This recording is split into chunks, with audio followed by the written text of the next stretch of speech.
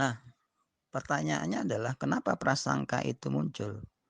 Prasangka negatif itu muncul.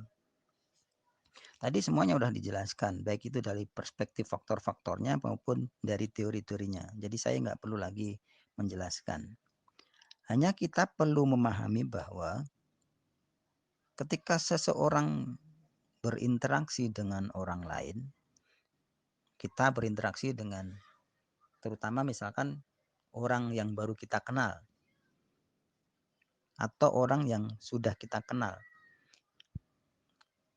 Kita selalu mempunyai skema kognitif.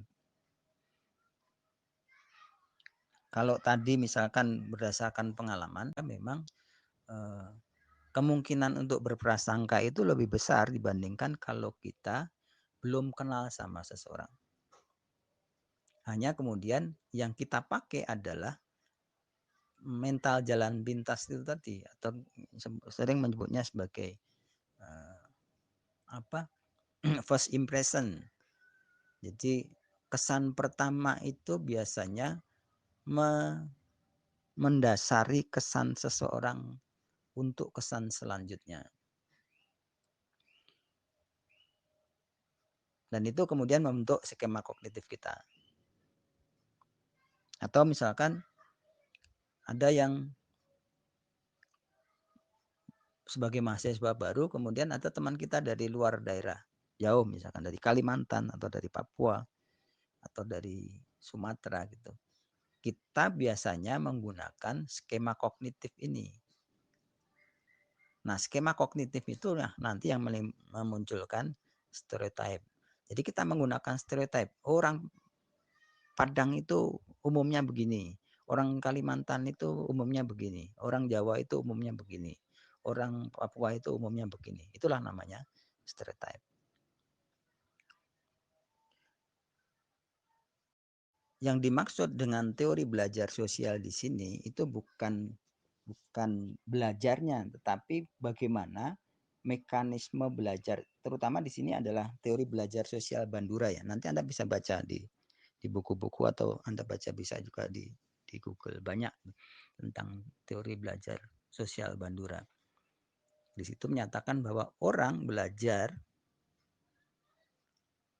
berperilaku itu sesuai dengan apa yang dia lihat, dia amati, dan dia alami. Itu namanya teori belajar. Jadi kenapa prasangka muncul berdasarkan teori belajar? Karena orang itu mungkin dia pernah mengamati. Orang itu mungkin dia pernah melihat. Orang itu pernah mengalami. Sehingga dia menyimpulkan berdasarkan apa yang dia lihat, kemudian apa yang dia terima, kemudian dia melakukan hal yang sama sesuai dengan apa yang dia lihat. Jadi sebenarnya prasangka itu adalah sesuatu yang menular menurut saya, berdasarkan dari teori belajar ini. Kita bisa ambil contoh misalkan, dalam sebuah komunitas, misalkan dalam rumah tangga. Kan kadang-kadang kalau orang tua kita tidak suka dengan salah satu tetangga kita, itu kan ditularkan ke anaknya. Terutama anak kecil nih, jangan main ke rumah itu ya. Kenapa mah? Soalnya itu mamanya sukanya begini-begini gini. Atau anaknya suka-suka begini. Itu kan menimbulkan prasangka. Itu namanya adalah anak. Dia belajar dari apa yang diucapkan oleh orang tua. Kadang-kadang dia percaya dengan apa yang diucapkan orang tua karena dia merasa bahwa orang tua pernah mengalami sesuai yang dia ucapkan, sehingga muncullah kemudian prasangka pada anak ini. Jadi prasangka itu menular berdasarkan dari teori belajar ini.